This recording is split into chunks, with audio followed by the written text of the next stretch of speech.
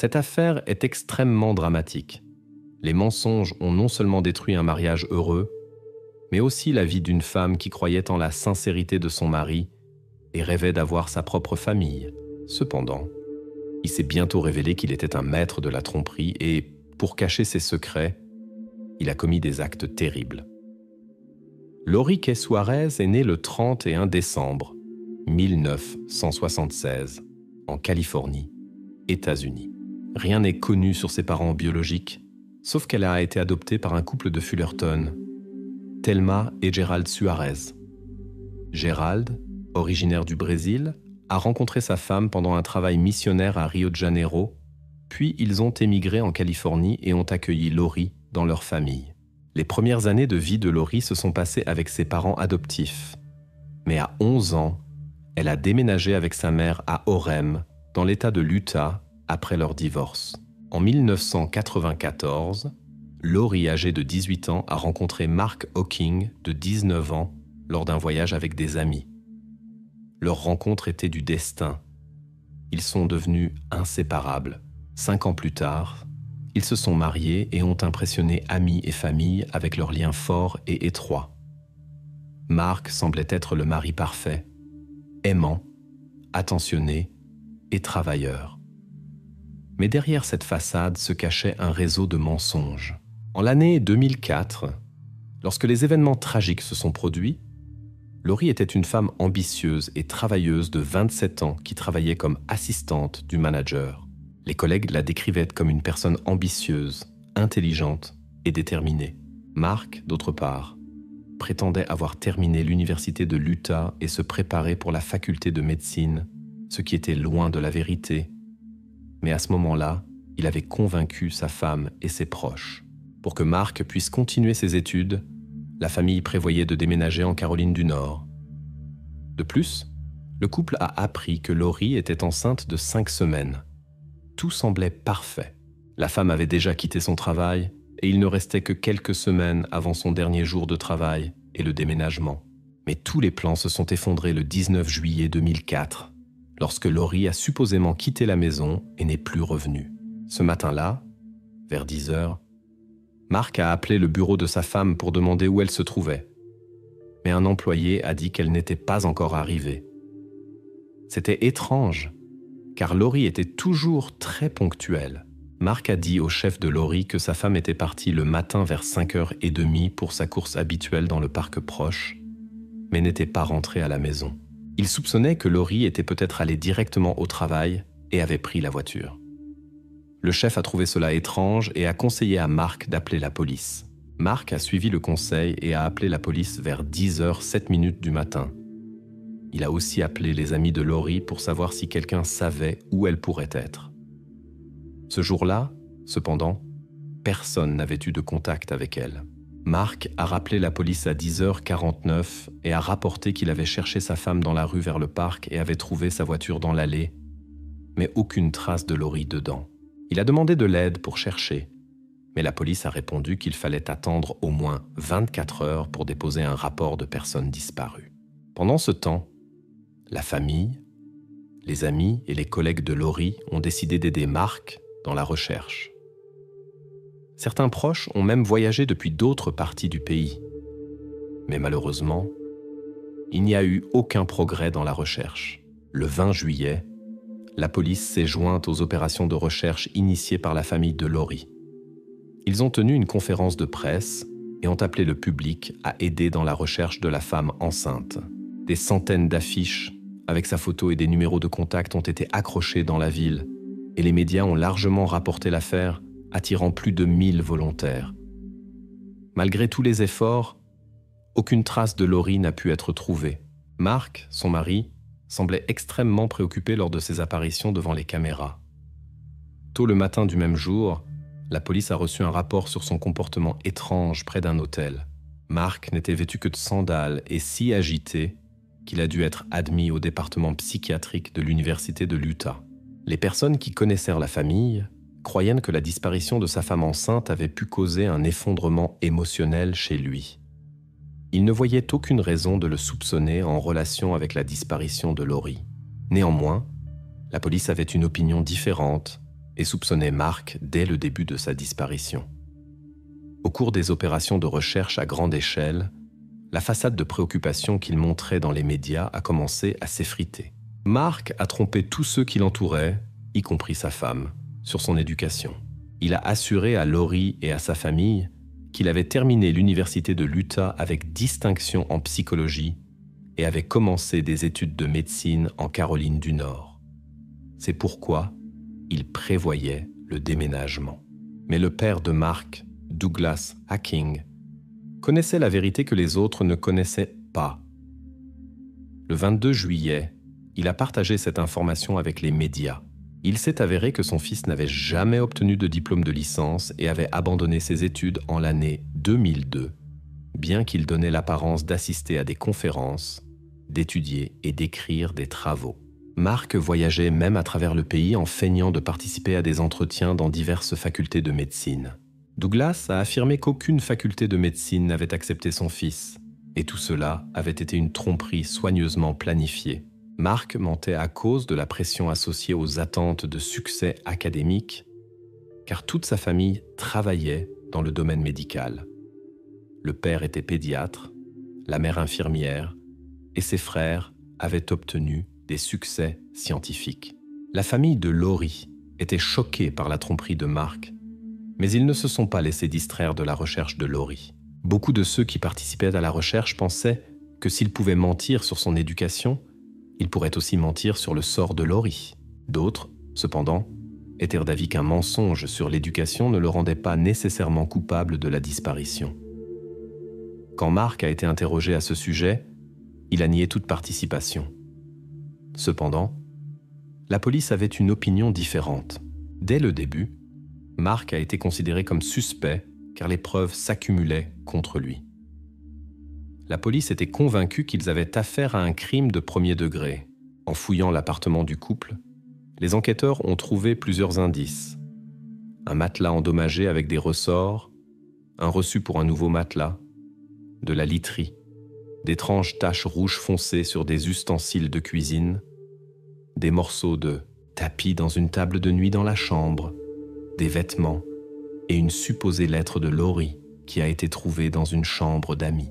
Ce qui a particulièrement attiré l'attention de la police était le fait que Mark, le matin de la disparition de Lori, quand il prétendait avoir cherché dans le parc puis appelé la police, était en fait occupé à acheter un nouveau matelas. De plus, le siège avant de la voiture de Lori qui a été trouvé près du parc était réglé pour une personne d'environ 180 cm de hauteur, tandis que Lori ne mesurait qu'un peu plus de 150 cm. Dans la maison, les clés de voiture de Lori ont été trouvées, ce qui soulevait des questions. Si elle était vraiment allée au parc pour faire du sport, pourquoi les clés étaient-elles restées à la maison? Parmi les diverses preuves trouvées à différents endroits, il y avait aussi un matelas coupé qui correspondait au lit de la chambre et qui a été découvert dans une benne à ordures près de l'hôpital de l'université de l'Utah. Une mèche de cheveux foncés a également été trouvée dans une benne à ordures près d'une station-service qui se trouve à côté de l'hôpital. Des deux voitures qui appartenaient à Mark et Lori. De nombreux matériaux ont été confisqués et les enregistrements de surveillance de l'hôpital, de l'église dans le parc et du magasin ouvert 24 heures sur 24 ont ajouté de nouveaux détails à l'affaire. Avec l'accumulation de preuves, les soupçons contre Mark sont devenus de plus en plus forts et il est devenu de plus en plus clair que les chances de trouver Lori vivante diminuaient chaque jour. En quelques jours après la disparition de Lori, la police a rassemblé de nombreuses preuves indiquant que Mark avait pu commettre le crime tôt le matin du 19 juillet dans leur maison commune et éliminer les preuves quelques heures plus tard, dans un lieu inconnu. Les soupçons des enquêteurs ont été confirmés le 25 juillet 2004 lorsque les frères de Mark, Scott et Lance ont rapporté que l'homme leur avait confessé l'acte. Le jour précédent, le 24 juillet, ils l'ont visité dans la clinique psychiatrique où il se trouvait et l'ont supplié de raconter ce qui était arrivé à Lori. Ils lui ont donné du temps pour réfléchir et quand ils sont revenus le soir, il a confessé sa participation. Les circonstances exactes de l'incident sont restées inconnues. Cependant, il s'est avéré que Lori, le vendredi 16 juillet, quand elle était au travail, a appelé la faculté de médecine de Caroline du Nord pour obtenir des informations sur l'aide financière et a appris que son mari n'y était pas inscrit. Les collègues ont remarqué que Laurie était bouleversée et pleurait après cet appel. Elle a quitté le travail plus tôt et est rentrée chez elle, probablement pour parler avec Mark. Selon les documents judiciaires, Laurie a appelé un employé universitaire vers 5 heures de l'après-midi le même jour et a laissé un message vocal disant que Mark expliquait son absence des listes par une erreur informatique ou une autre excuse. Elle l'a apparemment cru, car le soir même, ils sont allés ensemble à une fête dans la maison de campagne de son patron et semblaient passer un bon moment. La vérité finit toujours par éclater, et la discussion sur la tromperie est arrivée le dimanche après-midi, le 18, quand Mark a révélé à sa femme qu'il avait menti sur son éducation et ses projets d'avenir. Ce fut une grande déception pour Laurie. Après cela, Laurie est allée se coucher tandis que Mark jouait aux jeux vidéo. Plus tard, il a commencé à emballer quelques cartons pour le déménagement à venir. Dans les documents, il est dit qu'en emballant les affaires, il serait tombé sur un fusil et qu'ensuite, vers 1h du matin, il est entré dans la chambre où dormait Laurie. Mark a raconté à ses frères qu'il a ensuite enveloppé du matériel de preuve dans plusieurs sacs poubelles, y compris la partie endommagée du matelas, et a tout jeté dans une benne à ordures vers 2h du matin. La confession choquante de Mark devant ses frères a mené à son arrestation le 2 août 2004 et à son admission à la clinique psychiatrique de la prison du comté de Salt Lake. Les procureurs ont confirmé que le crime avait été commis après qu'il fut découvert que Mark avait menti à sa femme. Une semaine plus tard, il a été accusé d'un crime au premier degré et de 3 chefs d'obstruction à la justice. Initialement, la caution a été fixée à 500 000 $, mais plus tard augmentée à 1 million de $. Sa confession a également mené à la fin de la recherche de Laurie comme personne disparue, et la police a commencé à chercher des preuves dans les décharges du comté, espérant trouver des indices sur cette affaire. Cependant, cela s'est avéré être une tâche difficile. Une tâche difficile a été assignée aux experts, pénétrant à travers 1000 tonnes de déchets confisqués sur une profondeur de plus de 12 mètres. Des chiens pisteurs et 38 volontaires ont participé à la recherche, incluant des officiers de police, des pompiers, des employés des services de sécurité publique et des membres du groupe de recherche et sauvetage de la ville. Chacun d'eux a travaillé en moyenne 11 heures par jour, 4 jours par semaine, effectuant des tâches laborieuses à l'aide d'équipements spéciaux. Finalement, ils ont dû fouiller manuellement dans les ordures. Bien que tous les participants pensaient que leurs efforts étaient justifiés, ils n'avaient pas de certitude de trouver des preuves.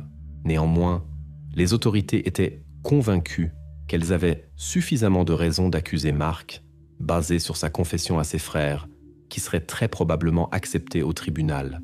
Parmi les diverses preuves matérielles, des taches bordeaux ont été trouvées dans sa voiture, sur les rampes, sur la tête de lit et sur le matelas.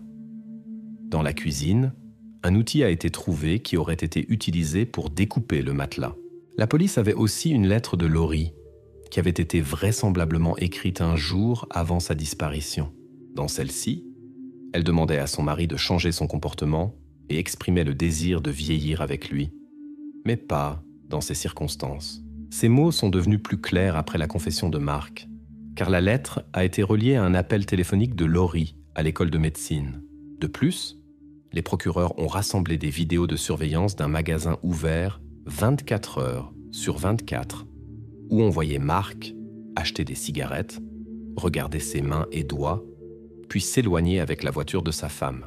Environ 18 minutes s'étaient écoulées depuis le moment où, selon ses déclarations, il avait commis le crime. Les enquêteurs ont obtenu des enregistrements vidéo montrant une personne jetant un grand sac dans une benne à ordures. On voyait aussi comment il conduisait la voiture de la femme dans un parc, d'où, selon ses déclarations, elle avait disparu. Au début, on s'attendait à ce que l'accusation demande la peine la plus sévère pour Mark, mais les procureurs ont décidé de l'accuser d'un crime au premier degré qui prévoit une peine de 5 ans à la prison à vie. Cette décision a été prise en raison de l'absence d'une preuve décisive. Quelques jours plus tard, Mark est apparu avec son avocat Gilbert Ante à une audience préliminaire devant le juge William Barrett au tribunal du 3e district. Les présents ont été surpris que l'accusé porte un gilet pare-balles et soit accompagné de 7 shérifs.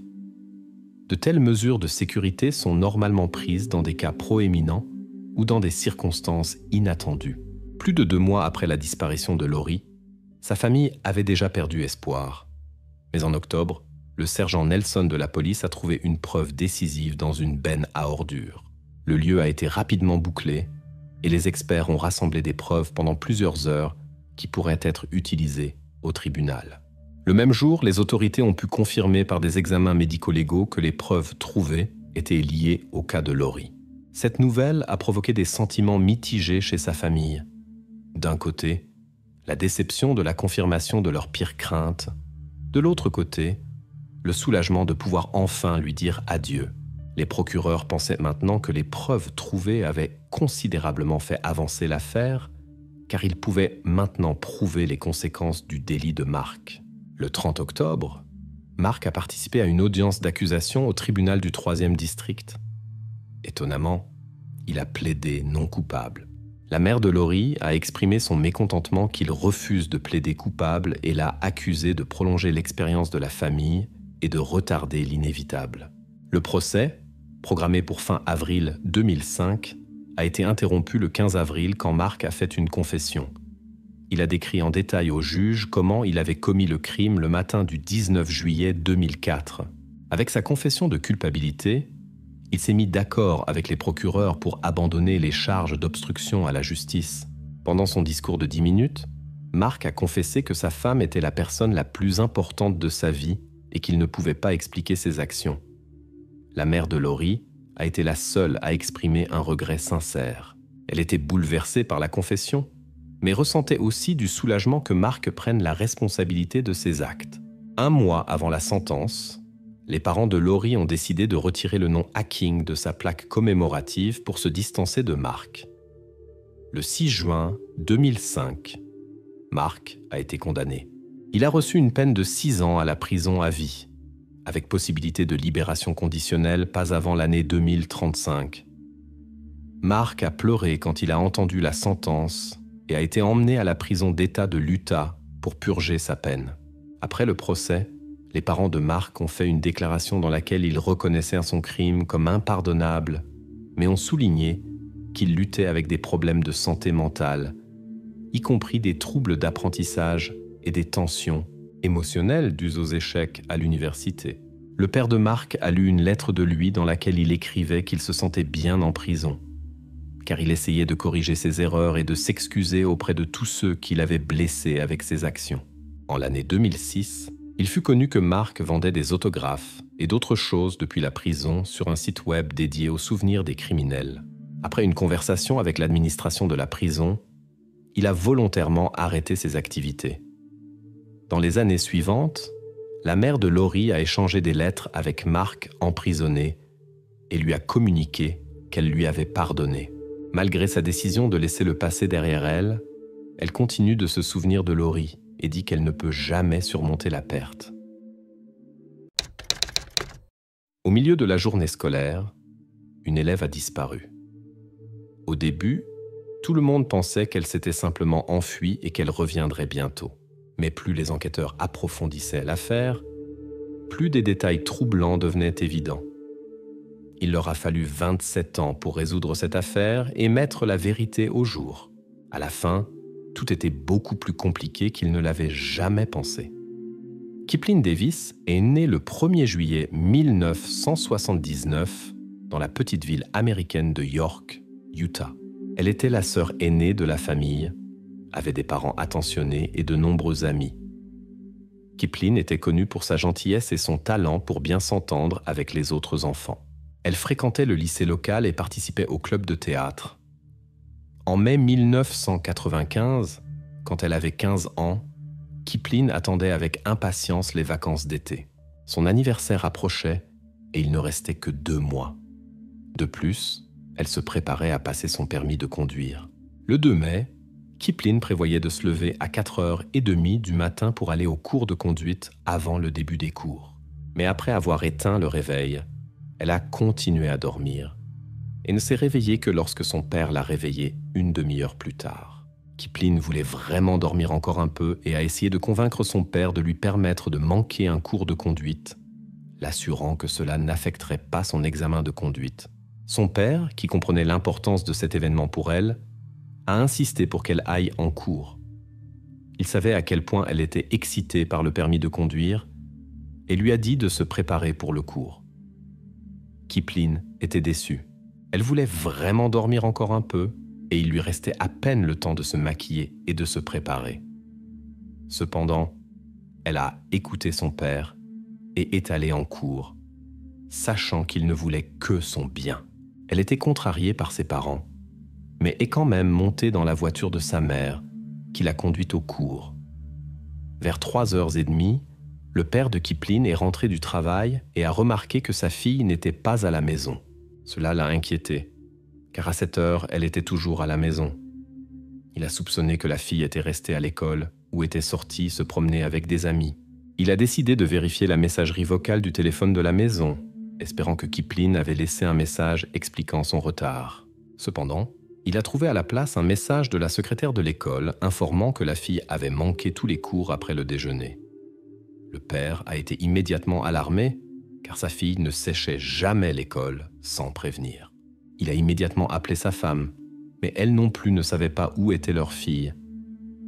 Les parents ont encore attendu un peu en espérant qu'elle reviendrait, mais cela ne s'est pas produit. Ils ont alors commencé à appeler ses amis d'école, mais aucun d'eux n'avait vu Kipling après le déjeuner, ce qui n'a fait qu'augmenter leur inquiétude. Les amis étaient également restés à l'école et n'avaient manqué aucun cours. Vers 7h du soir, les parents sont allés à l'école pour essayer de trouver la fille là-bas, mais la recherche a été infructueuse. Dans le bâtiment se trouvaient principalement des enseignants et d'autres employés, mais personne n'avait vu Kipling. Après cela, ils sont allés à l'église, que leur fille visitait régulièrement, mais elle n'y était pas non plus. Les parents de Kipling, inquiets de sa disparition, ont décidé de contacter la police. Cependant, les officiers de police ont d'abord soupçonné que la fille elle était peut-être simplement sortie se promener avec des amis et qu'elle reviendrait bientôt. Ils n'ont pas commencé immédiatement la recherche, mais se sont contentés d'envoyer une description aux patrouilleurs. Les parents ont insisté sur le fait que Kipling ne disparaîtrait jamais toute la journée sans prévenir et ne manquerait pas les cours. Malgré ces insistances, les enquêteurs ont hésité à lancer une opération de recherche. En cherchant leur fille, les parents ont contacté les amis et connaissances de leur fille jusqu'à ce qu'ils obtiennent le premier indice important. Un camarade de classe a rapporté qu'il avait vu Kipling à l'heure du déjeuner.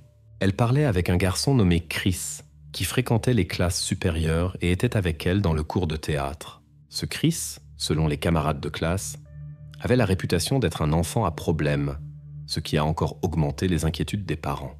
Quelques heures plus tôt, les parents avaient déjà entendu le nom Chris lorsqu'ils ont fouillé le journal de leur fille, espérant trouver des indices. Dans le journal, il n'y avait rien sur des projets de fugue. Mais il y a quelques jours, Kipling avait écrit qu'elle aimait Chris. Les parents ont soupçonné qu'elle aurait pu sécher l'école pour passer du temps avec lui, car il lui avait interdit de rencontrer des garçons avant son 16e anniversaire. Cela pourrait expliquer pourquoi elle n'a dit à personne qu'elle partait. Cependant, les parents ne pouvaient pas croire que leur fille ait quitté l'école et disparu jusqu'à tard dans la nuit. Quand le père de Kipling Davis ne savait pas quoi faire, il a décidé de rendre visite à Chris pour en savoir plus. Il est allé à sa maison et a frappé à la porte. La sœur de Chris lui a ouvert et a expliqué que Chris n'était pas rentré à la maison depuis le matin et était probablement encore à l'école pour s'occuper des affaires du club de théâtre. Chris avait beaucoup de tâches liées à la préparation de la scène et des accessoires, donc il restait souvent jusqu'à très tard. Le père de Kipling est allé à l'école. Il était déjà plus de 10h du soir et les portes de l'école étaient fermées. Il a frappé plusieurs fois, mais personne n'a ouvert. Après avoir attendu un moment devant l'école, il a décidé de retourner chez Chris pour demander à sa sœur où se trouvait Chris. Quand il y est arrivé après minuit, il a vu plusieurs voitures devant la maison, dont une qu'il a immédiatement reconnue. C'était la voiture de Walker, un camarade de classe de Chris. L'homme a soupçonné que Chris pourrait être dans la maison, mais n'en était pas sûr. Comme il n'était pas sûr si Chris était impliqué dans la situation, le père de Kipling a décidé de ne pas les déranger à nouveau. Il est monté dans la voiture et est rentré chez lui. Le lendemain matin, la jeune fille n'était toujours pas rentrée à la maison. Et enfin, la police a commencé l'enquête. Les policiers ont fouillé toutes les salles de classe de l'école et ont demandé aux élèves de fournir toute information sur la disparition de Kipling Davis, même si cela leur semblait insignifiant. La police a fait tout son possible pour informer chaque élève de l'école de ce qui s'était passé et a attendu des indices. Ils ont commencé à vérifier une possible implication de Chris.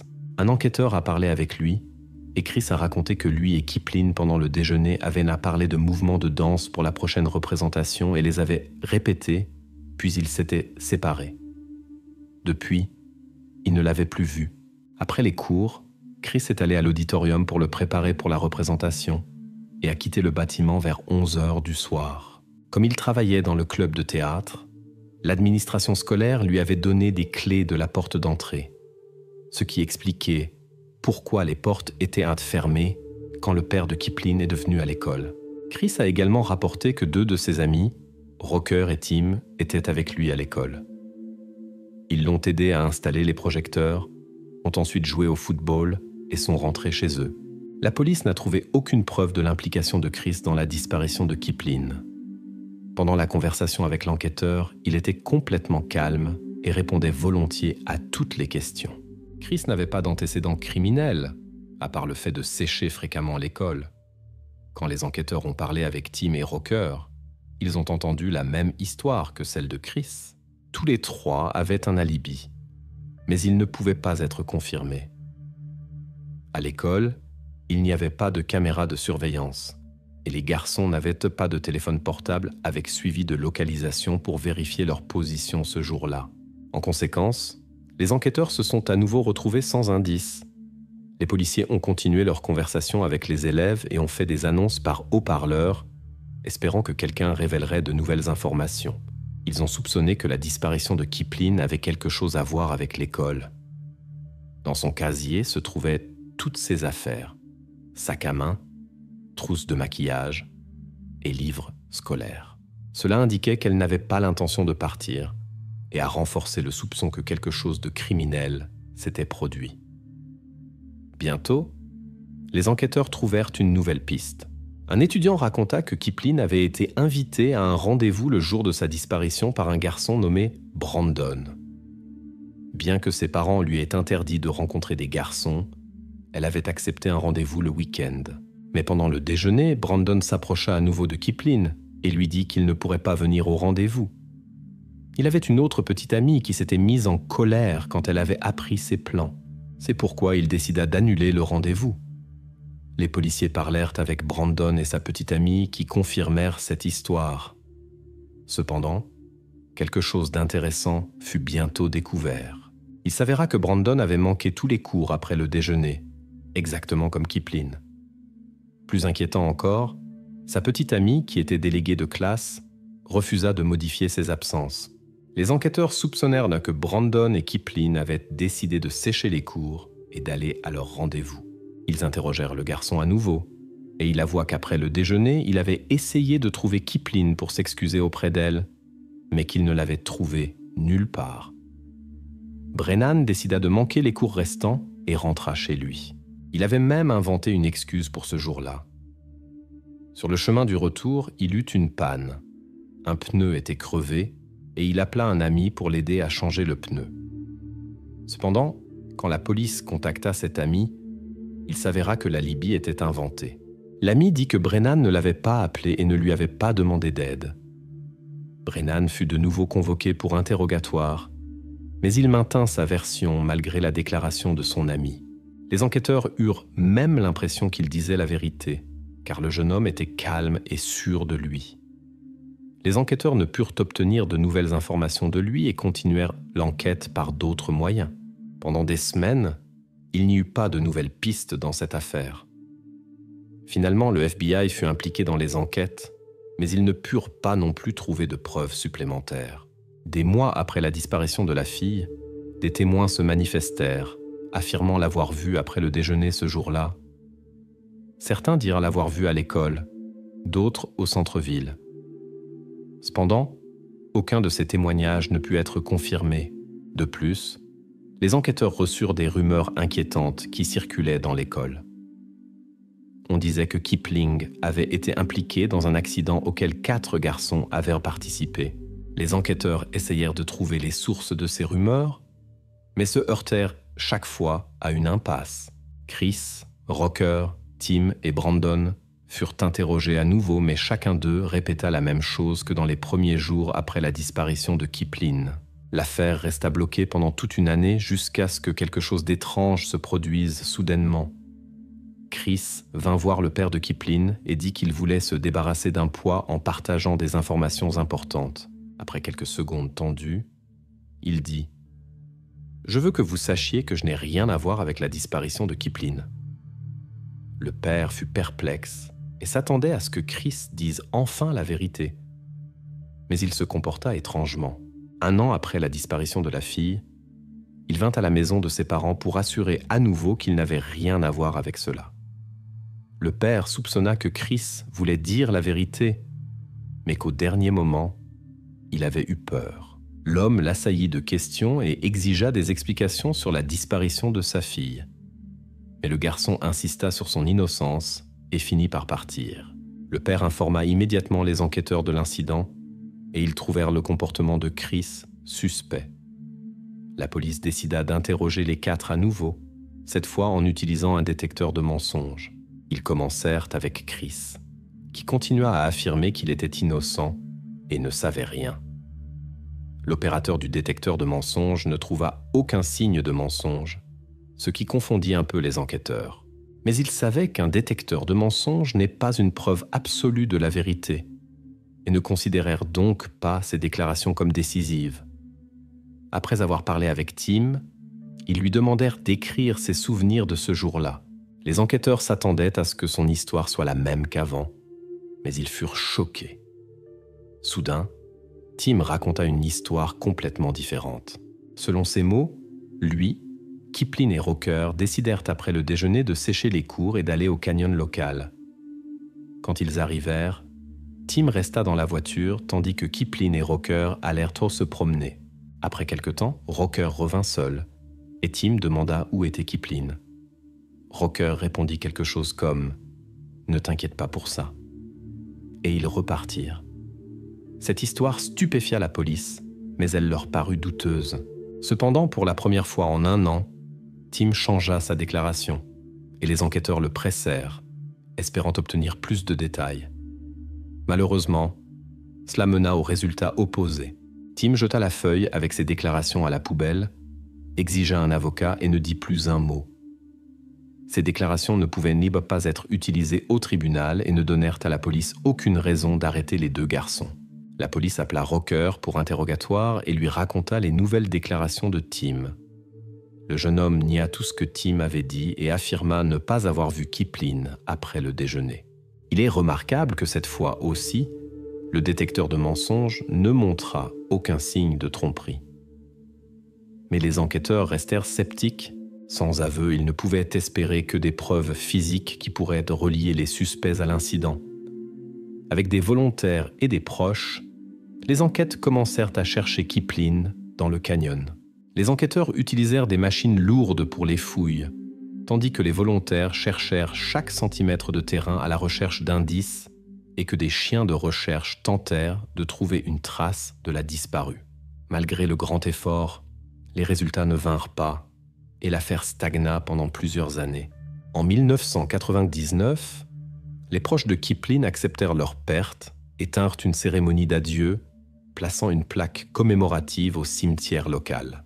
Ils espéraient que la police la trouverait un jour pour que la famille puisse faire ses adieux dignement. 7 ans après la disparition, le père de Kipling entendit parler d'une autre affaire dans laquelle le système judiciaire d'État ne put rendre de verdict pendant longtemps.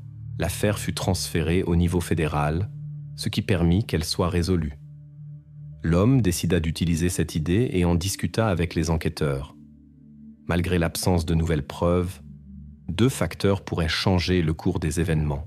Premièrement, tous les suspects et témoins devraient témoigner sous serment.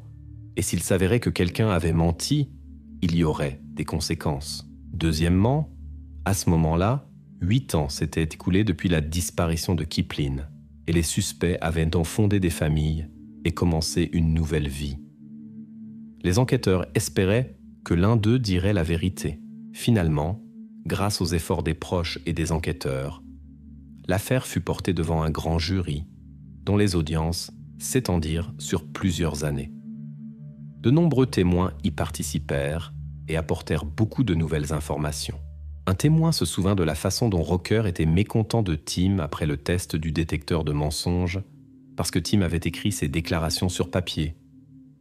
Soudain, un autre témoin, la femme de Chris, raconta une histoire surprenante. Un jour, elle et son mari regardèrent une comédie policière, et à un moment, elle lui demanda en plaisantant quel était le pire acte qu'il avait commis dans sa vie. Chris, avec une expression sérieuse, répondit « Et si je te disais que je suis impliqué dans l'affaire Kipling ?» Sa femme fut choquée par ces paroles. Quand il vit sa réaction, Chris ajouta rapidement que c'était juste une blague. Mais elle ne put se débarrasser du sentiment qu'il disait la vérité. 2 autres témoins, qui avaient été à une fête avec Tim il y a quelques années, se souvinrent de la façon dont un reportage sur la disparition de Kipling passa à la télévision. Tim dit alors que c'était son acte. Au fil des années, beaucoup avaient entendu d'étranges déclarations de Tim. À certains, il raconta qu'il savait comment de tels actes étaient commis et qu'il avait déjà fait quelque chose de semblable. À d'autres, il fit allusion ou dit directement qu'il était impliqué dans la disparition de Kipling et mentionna divers détails. Mais il y avait ici un point important. Tim mentionnait différents endroits, et les enquêteurs, en les vérifiant, ne trouvaient aucune preuve. Au cours de ces interrogatoires, un fait qui, sans exagération, a secoué tous les présents, a également été révélé. Il y a quelques années, les enquêteurs ont découvert que l'alibi des 3 jeunes hommes était faux. Ils prétendaient avoir aidé Tim à installer l'éclairage et avoir joué au football dans le hall. Mais ce soir-là, il y avait une répétition de chorale.